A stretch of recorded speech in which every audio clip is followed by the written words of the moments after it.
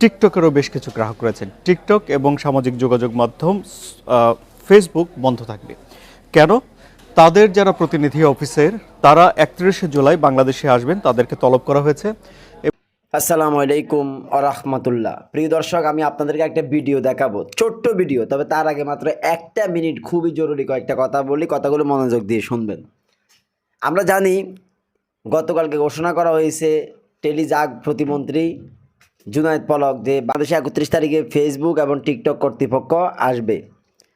আমরা আসলে সকলেই জানি যে ফেসবুকে একটা কড়া পোস্ট লিখলে অথবা কাউকে একটা কড়া মন্তব্য করলে অটোমেটিকলি ফেসবুক সে কমেন্ট ডিলিট করে দেয়, অথবা আইডিতে রেস্ট্রিকশন আসে, অথবা ওই পোস্ট ডিলিট করে দেয়, আইডিতে রিপোর্ট চলে আসে, অনেক সমস্যা হয়, কখনো কখনো আইডি লগ আউট হয়ে যায়।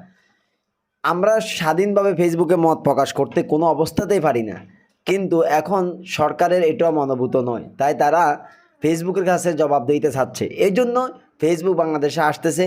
তারা কিভাবে বাংলাদেশে ফেসবুক নিয়ন্ত্রণ করে এবং সাম্প্রতিক ঘটে যাওয়া বাংলাদেশের যে সমস্যাগুলো হয়েছে এগুলো তারা কেন ব্লক করে নাই, এই ব্যাপারে তারা বাংলাদেশ সরকারকে একটা জবাব দিবে। জবাবটা সন্তোষজনক হলে তাহলে ফেসবুক চালু হতে পারে, আর নাহলে ফেসবুক আপাতত বন্ধই থাকবে।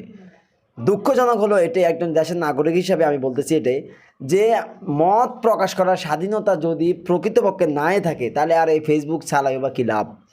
তো ঠিক আছে প্রিয় বন্ধুগণ, এই বিষয়ের কথা বললাম না। আপনারা আরও একটা কথা টিকটক যারা চালান তারা জানেন টিকটকে কোনো অবস্থাতেই একটু কড়া কথা বলাই যায় না, সামান্যতম বলা যায় না, সঙ্গে সঙ্গে ভিডিও তারা ডিলিট করে দেয়। ইউটিউবেও সেম অবস্থা প্রায়। ফেসবুক, ইউটিউব, টিকটক এই তিন জায়গা থেকে ইউটিউব মোটামুটি কিছুটা লাইনে আছে, আর ফেসবুক আর টিকটক খুবই কড়াকড়ি। এর ভিতরে যদি এখন আবার আরও কড়াকড়ি দেয় তাহলে এই ফেসবুক চালানো থেকে না চালানোই ভালো। তো প্রিয় দর্শক, কথা অনেক বলে ফেললাম, চলুন এখন আমরা এই ভিডিও ক্লিপটি দেখি। আপনার একজন উপস্থাপক ইন্ডিপেন্ডেন্ট নিউজে এসেছেন, তিনি কি বলতেছেন চলুন, খুবই গুরুত্বপূর্ণ আলোচনা তিনি করেছেন, 2 মিনিট, চলুন আমরা ভিডিও ক্লিপটি দেখি। প্রিয় দর্শক, যারা আমার চ্যানেলটি সাবস্ক্রাইব করেন না প্লিজ চ্যানেলটি সাবস্ক্রাইব করে সাথে থাকবেন। 14 কোটির বেশি গ্রাহক রয়েছেন এবং তাদের মধ্যে সামাজিক যোগাযোগ মাধ্যম ফেসবুকের ব্যবহারকারী 5.5 কোটির মতো, 5 কোটি 30 লাখ থেকে 5 কোটি 50 লাখ। এবং বাংলাদেশে টিকটকেরও বেশ কিছু গ্রাহক রয়েছেন। টিকটক এবং সামাজিক যোগাযোগ মাধ্যম ফেসবুক বন্ধ থাকবে কেন?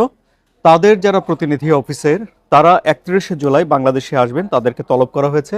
এবং সরকারের দিক থেকে বেশ কিছু পোস্ট ফেসবুক থেকে নামিয়ে ফেলতে বলা হয়েছে, যেই পোস্টগুলো রাষ্ট্রদ্রোহিতার শামিল, একেবারে সরকার দ্রোহিতা নয়। কিন্তু সরকার বিরোধিতা এবং রাষ্ট্র বিরোধিতা দুটো ভিন্ন বিষয়। কেউ সরকার বিরোধিতা করতে পারে, কিন্তু রাষ্ট্র বিরোধিতাকে কেউ কখনো সাপোর্ট করে না, এটি আইনজীবীদের ব্যাখ্যা। সরকারের দিক থেকে সেই পোস্টগুলোকে চিহ্নিত করা হয়েছে রাষ্ট্রবিরোধী হিসাবে, সরকার বিরোধী নয় কিন্তু। এবং সেগুলো নামিয়ে ফেলার জন্য তারা ফেসবুককে বলেছে, এবং কতগুলো পোস্ট তারা নামালো, কি পরিমাণ নামালো, এসব বিষয়গুলো জানানোর জন্য ফেসবুক অথরিটি এবং টিকটক অথরিটিকে ডাকা হয়েছে 31শে জুলাই। সো এই মাসে আর 2-3 দিন আছে, ফেসবুক চালু হবে না, সম্ভাবনা নেই। সামনের মাসের দিকে চালু হবে কিনা সেটি 31 তারিখে আমরা বুঝতে পারবো। আচ্ছা, কেন ফেসবুক নিয়ে এই সংশয়? মানে ফেসবুক এখন তো ইন্টারনেট চালু হয়ে গেছে, সবাই 3 দিনের জন্য 5 জিবি বোনাস পেয়েছে। যারা এমবি ভরে, মানে মেগাবাইট ভরে, কম টাকায় যারা ইন্টারনেট ব্যবহার করে, তাদের জন্য এটা একটা হিউজ বান্ডেল, অনেক বেশি পরিমাণ ইন্টারনেট তারা পেয়েছেন। 3 দিনের ভেতরে তারা এই 5 জিবি পুরোপুরি ব্যবহার করতে পারবেন না, অনেকখানি থেকে যাবে তাদের জন্য।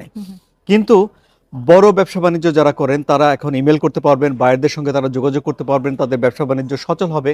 বন্দরে শুল্কায়ন করার জন্য যে ইন্টারনেট দরকার কম্পিউটারে, সেগুলো চালু হবে। ব্যবসা বাণিজ্য, ছাত্রদের পড়ালেখা, সব জায়গাতেই ইন্টারনেট চালু হলো, শুধুমাত্র বাকি থাকলো ফেসবুক। এখন এই ফেসবুক ব্যবহার করে সরকার তার উন্নয়ন পরিকল্পনা, সরকার তার সিদ্ধান্ত, তার পক্ষের মতামতগুলো ফেসবুকে দেয়। বাংলাদেশে যেহেতু 5.5 কোটি মানুষ ব্যবহার করে, প্রবাসী বাঙালিরাও ব্যবহার করে, যারা সরকারকে পছন্দ করে না তারাও সরকারের সমালোচনা ফেসবুকে করে, এবং যারা এই সরকারকে ফেলে দিতে চায়, হ্যাঁ, যারা চায় না এই সরকার ক্ষমতায় থাকুক, একটা গ্রুপ তো নিশ্চয়ই আছে যে যারা চায় না